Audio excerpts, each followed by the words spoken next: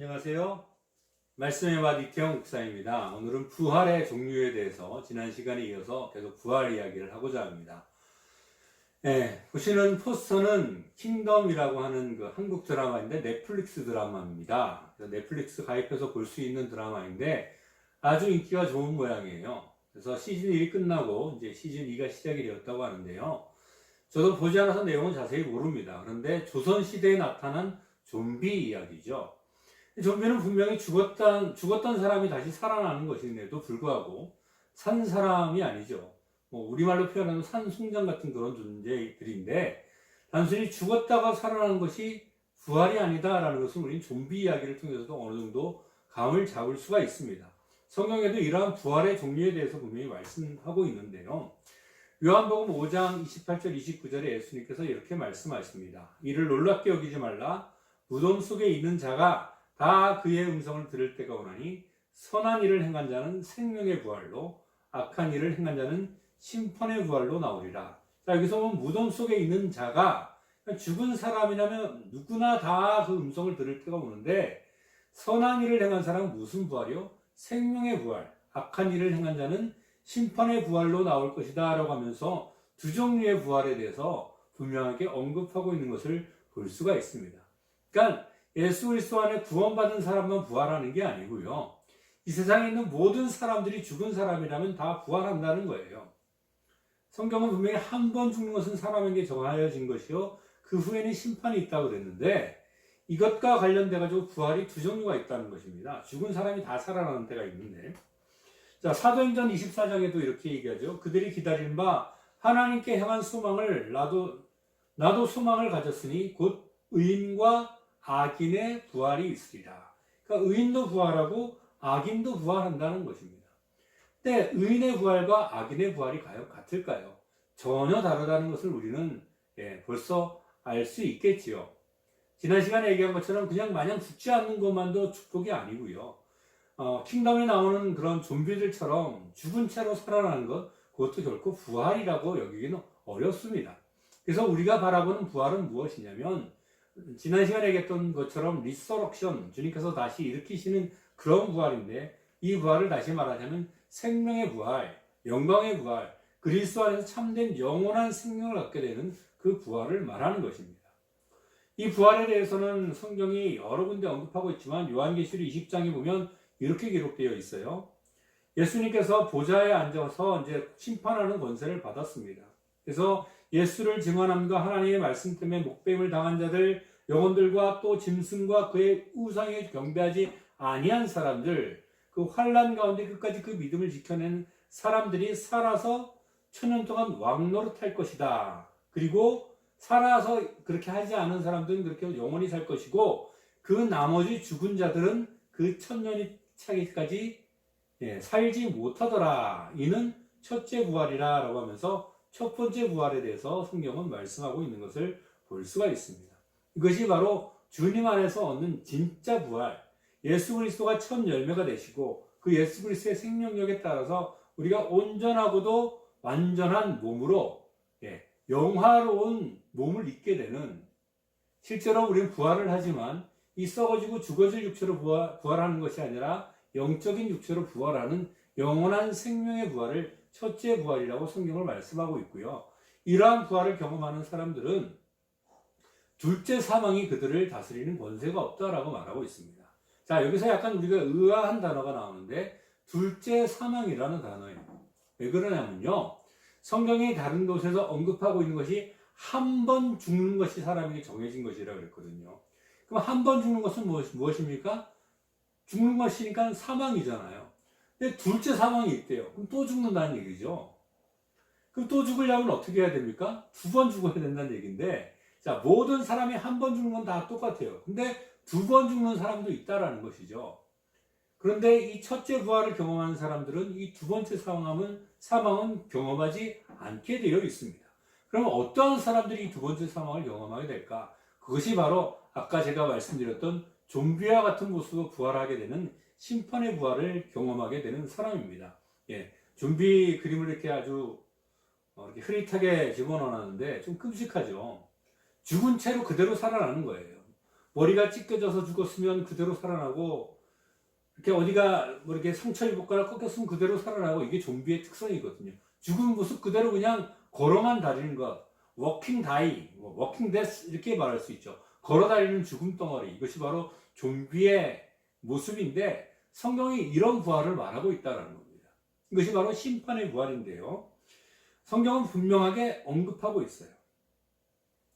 예수님께서 죽음과 사망을 모두 정복하심으로 이 생명과 사망에 대한 모든 권세를 가지고 계신데요.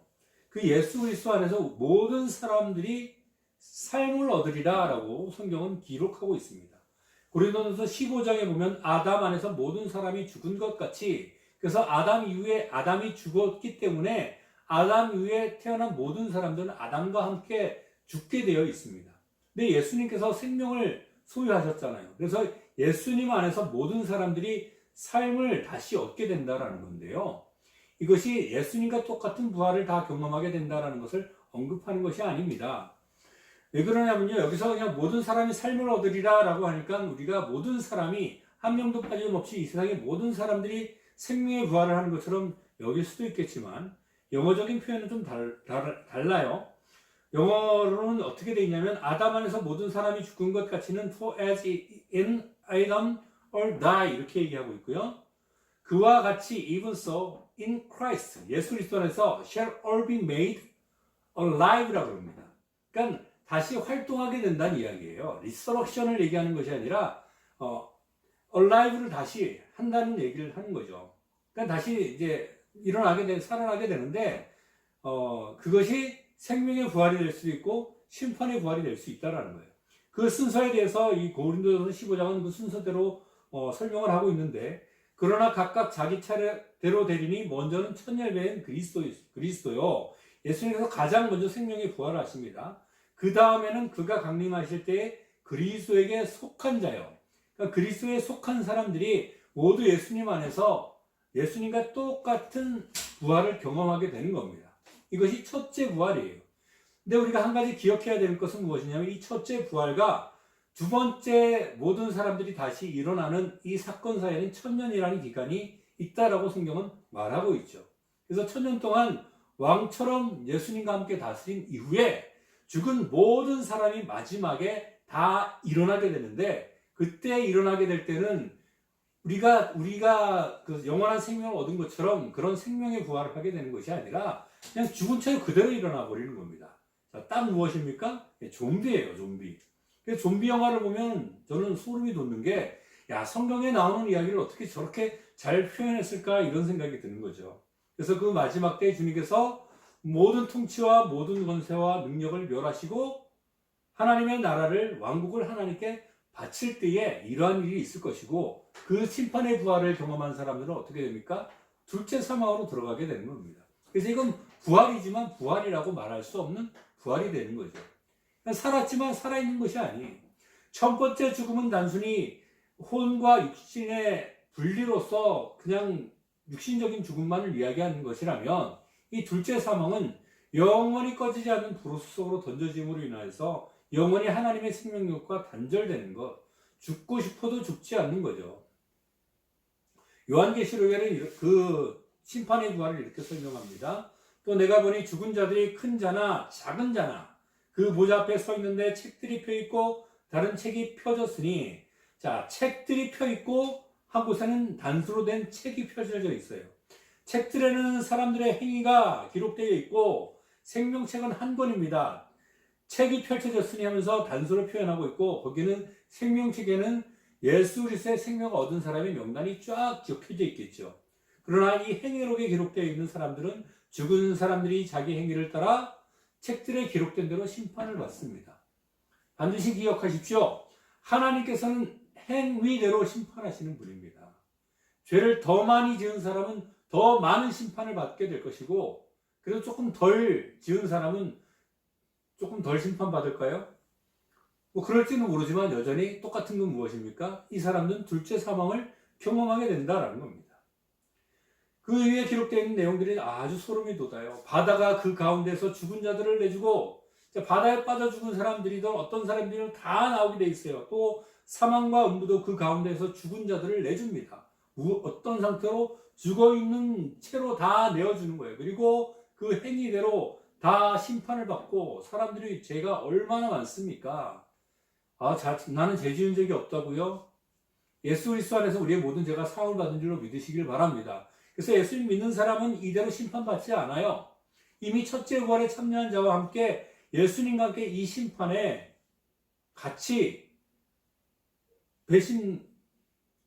서 있어요. 배심원처럼. 근데 그렇게 하지 못한 사람들은 자기 행위대로 다 심판을 받는다는 거예요. 또 얼마나 많은 죄를 지었습니까? 예수님 기준으로는 생각만 해도 내가 그러할 의도만 가져도 그것을 죄라고 이야기를 합니다. 생각 속에서 얼마나 많은 죄를 지었습니까? 그것만 그렇습니까? 어릴 때부터 지은 죄를 차곡차곡 지은 죄를 아무리 착하게 사는 사람이라 할지라도 그 죄를 다 짊어지고 둘째 사망으로 들어가는 것이 심판의 부활이다라는 것입니다. 성경은 생명의 부활과 심판의 부활 이 두 가지를 언급하고 있습니다. 생명의 부활에 참석하는 비결은 단 한 가지예요. 예수 그리스도 안에 있는 생명을 얻게 되는 것인데 바로 예수 그리스도를 믿고 영접하는 모든 사람들에게는 예수님께서 이미 우리 안에 생명을 주신 줄로 믿으시기를 바랍니다. 또 증거는 이것이니 하나님이 우리에게 영생을 주신 것과 그 생명이 그의 아들 안에 있는 이것입니다. 아들이 있는 자에게는 생명이 있고 하나님의 아들이 없는 자에게는 생명이 없느니라. 하나님의 아들이신 예수 그리스도를 영접하고 받아들이지 아니한 모든 사람들은 심판의 부활을 맞이하게 될 것이며 이 그림 사실 덜 끔찍할 수도 있어요. 저거보다도 훨씬 더 끔찍한 모습으로 마지막 심판 때에 예수 그리스도 심판 앞에 서서 결국은 두 번째 사망을 맞이할 수밖에 없을 것이라는 것이죠. 사랑하는 성도 여러분, 우리가 예수 그리스도 안에 있는 영원한 생명을 얻고 생명의 부활에 참여하게 됨을 기뻐하시기를 바랍니다. 그리고 혹여나 아직도 예수 그리스도를 믿지 못하고 그 안에 생명을 소유하지 못하신 분들은 혹시라도 몰라요. 좀비 영화 보면서 좀비 되기 싫어서 이렇게 발버둥 치잖아요. 그 발버둥이 우리 현실에도 있어야 된다는 겁니다. 오직 예수 그리스도를 믿기만 하면 영원한 생명이 우리 안에 있는 것을 믿고 그 가운데 우리 이 방송을 보는 모든 사람들이 그리스도 안에 영원한 생명을 소유할 수 있게 되기를 예수 그리스도의 이름으로 부탁을 드립니다. 그럼 다음은 그럼 부활은 어떠한 순서로 어떠한 방식으로 이루어지는지 그 말씀을 계속해서 나누도록 하겠습니다. 오늘 여기까지 하겠습니다. 감사합니다.